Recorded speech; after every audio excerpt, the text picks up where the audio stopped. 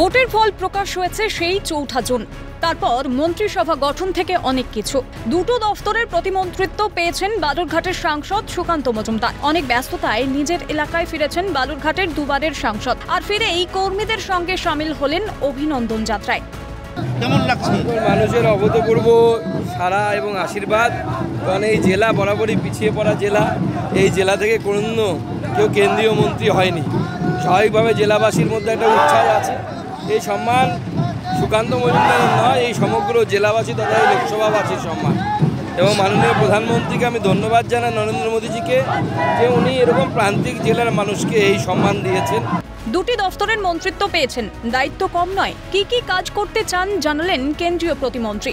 আমাদের জেলা রেলের উন্নয়ন, সড়কের উন্নয়ন, সেগুলো তো আগাগোড়ায় চলছে, আমাদের সেটা চলবে।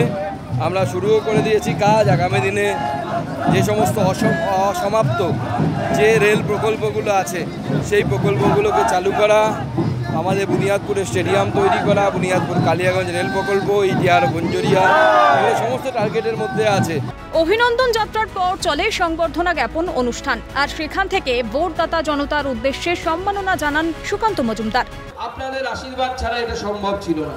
এই সমস্ত পরিষেবা এতদিন যেভাবে চলছিল আগামী 5 বছরও ঠিক একইভাবে চলবে, নিরন্তরভাবে চলবে এবং এইভাবেই আপনাদের পাশে থাকবে। সব সময় পাশে পাবেন, সাথে পাবেন।